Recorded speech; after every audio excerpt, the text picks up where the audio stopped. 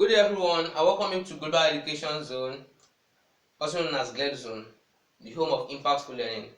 And today in our geography class, we're going to talk about map reading, introduction to map reading.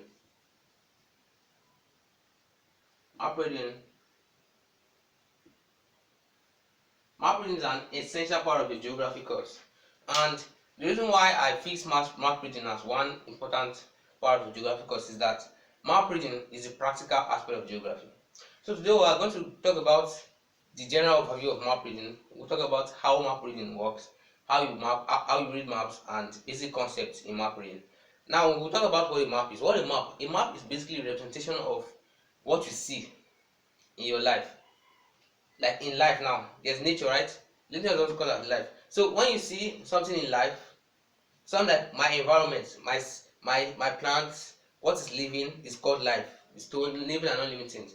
What you see, you want you represent the paper. And most of it is also called geographical representations. Now, a map is basically a geographical representation of what you see from the above on a piece of paper. So if I look at my house now from up, now I will look at it and I will be able to write. I'll be able to put the lines and put every feature, everything I can see. That's what a map is. So in simple terms, a map is a representation of what is seen from above on a piece of paper. And there are different types of maps. Yes, there are topographical maps, there are atlas maps, there are plan maps, and there are sketch maps. But those, irrespective of whatever types of map it is, a map simply represents what you can see up on a piece of paper. Now we'll talk about map scale. The scale of a map is basically how small or big it is in relation to the ground.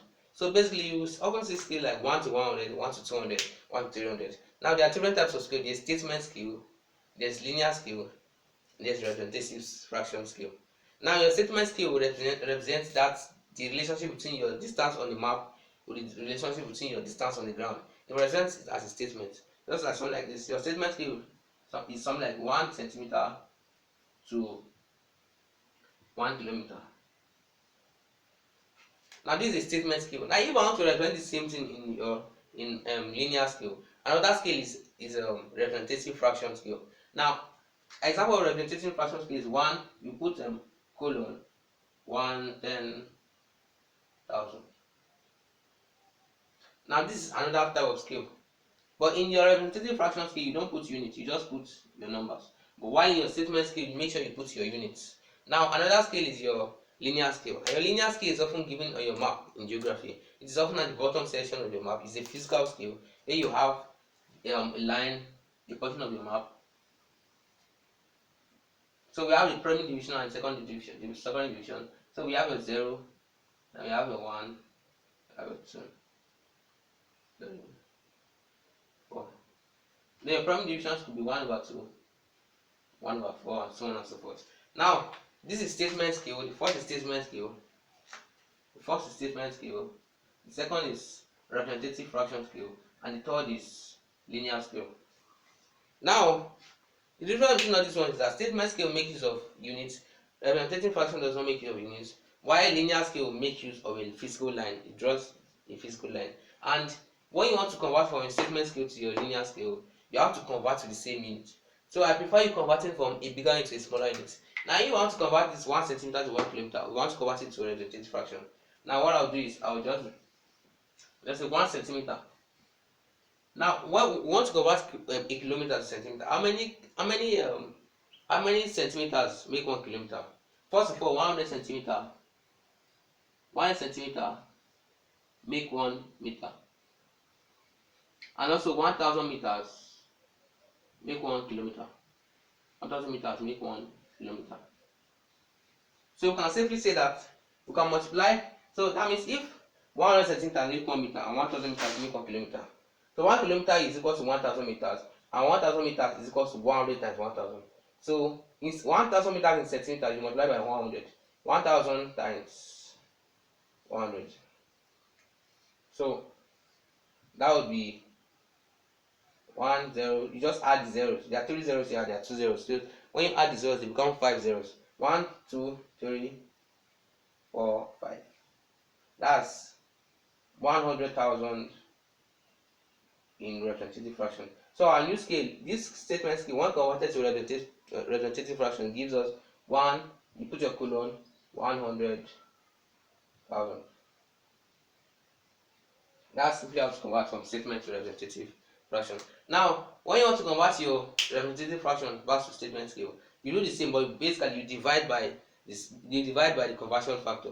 So if I was converting this 10,000 back to statement scale, I would divide by the conversion factors. That means I'll divide by 100 to give me 100 meters. That's I will divide by that one by 1,000 because 1,000 meters make 1 kilometers, right? So I will divide by 1,000. That will give me 0.1. So I can simply say that 10 centimeters give me 10 centimeters give me 1 kilometer. That's if I was converting this one back here. So it will be different. These are different values. That's why it's not equal. But when I'm converting 1 centimeter to 1 kilometer, I converted first from 100 centimeter make 1 meter, and I said 1,000 meter will make 1 kilometer. Now when we are converting back from, always remember that when you are converting from a bigger unit to a smaller unit, if you are converting a bigger unit, you always multiply. If you are converting a bigger unit, always multiply.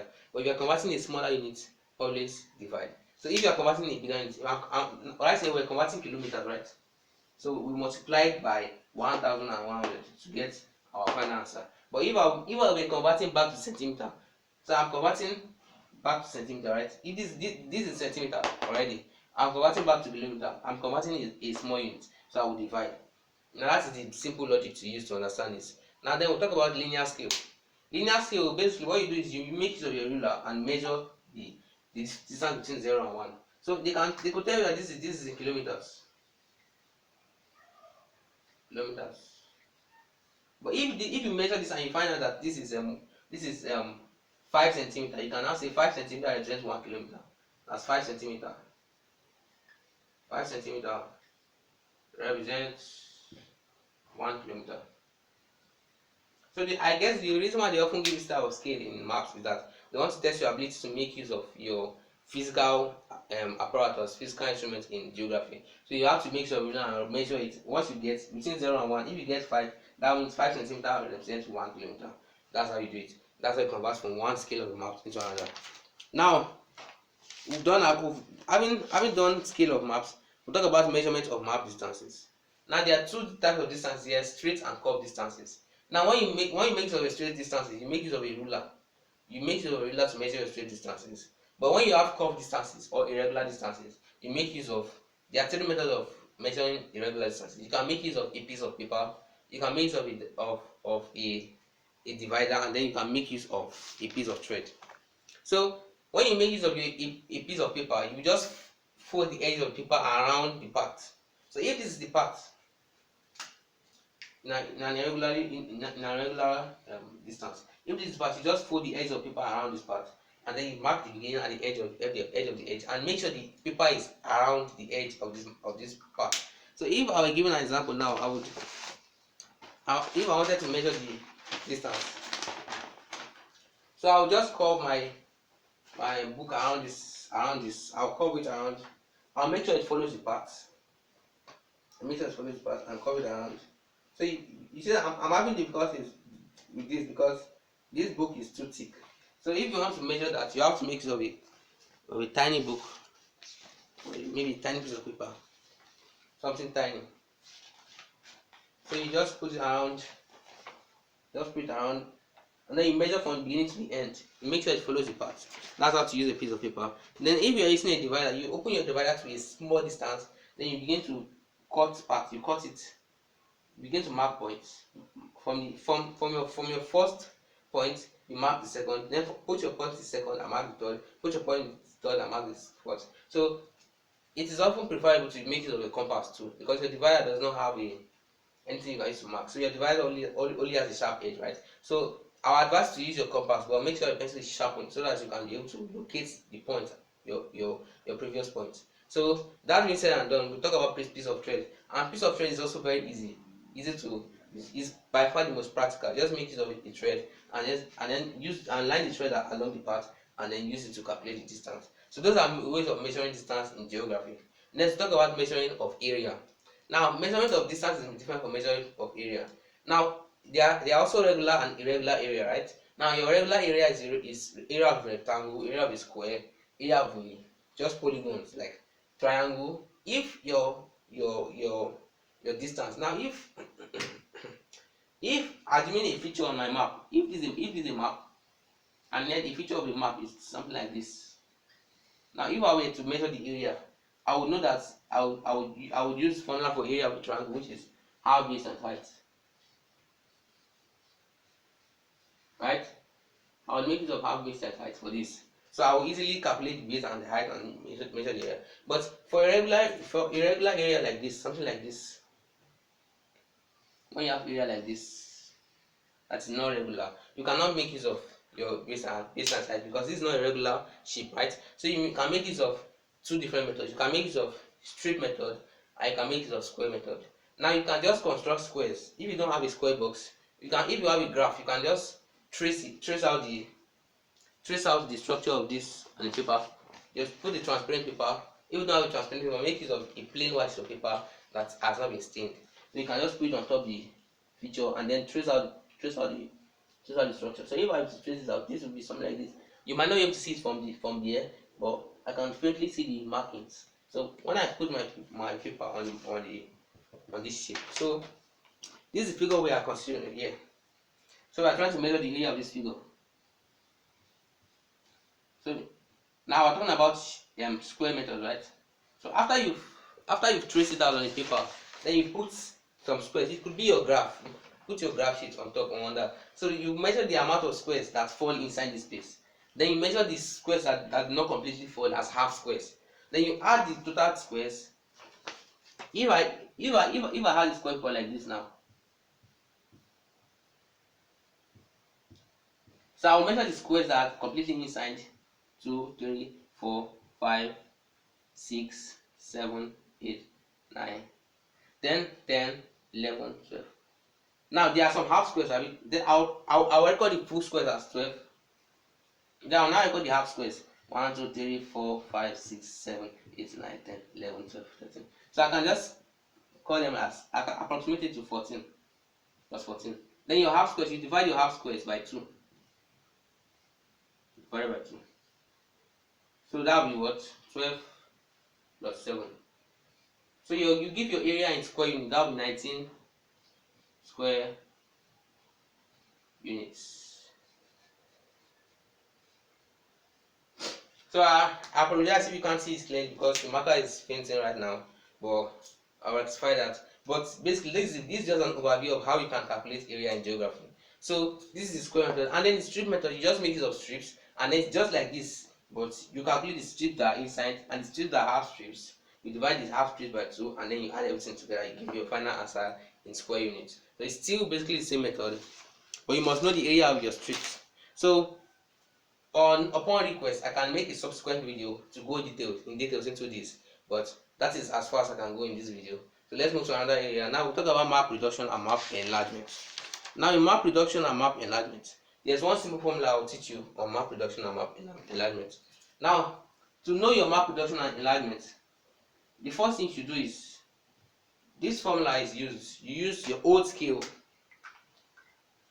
The old scale over your new scale. Now this is the formula to calculate your map reduction and enlargement, and this formula will also let you know whether you are reducing your map or you are enlarging your map. So let me give an example here before we round up this video. Now example is that if I'm converting a map of scale, now this is a representative fraction. Now let me give a scale of 1:50,000. If I'm converting this, if this is my old scale and then my new scale is 1:150,000. And I don't know whether my old map will be bigger or smaller. So now, how you know if you are asked to reduce or enlarge the map? You don't know whether you are reducing or enlarging. So we use this formula, old over new. What's the old scale? 50,000, right? The old scale is 50,000. So your new scale is what? 150,000, right? That's 150,000. So you cancel your 0, cancel. Leaves with 50 divided by 150. Cancel 0 again. 5 divided by 15, that's 1. 5 in 5, that's 1. 5 in 15, that's 3. So your answer is 1 divided by 3. So in summary, that means if your answer is less than 1, just like this is a fraction, 1 divided by 3 is not up to 1. If your answer is a fraction That means, or it's not a whole number. That means your final map will be a reduction map. But if it is 1 or greater than 1, if it is greater than 1, your map will be an enlargement. If it is equals to 1, you are not enlarging, you are not reducing. So a map, when you divide your old by your new and you get 1, that means you are still using the initial scale of your map for your new map. So always note this, and you can write this. Make sure you write this down. Don't miss this, because it's a very useful and handy shortcut for your geography map reading.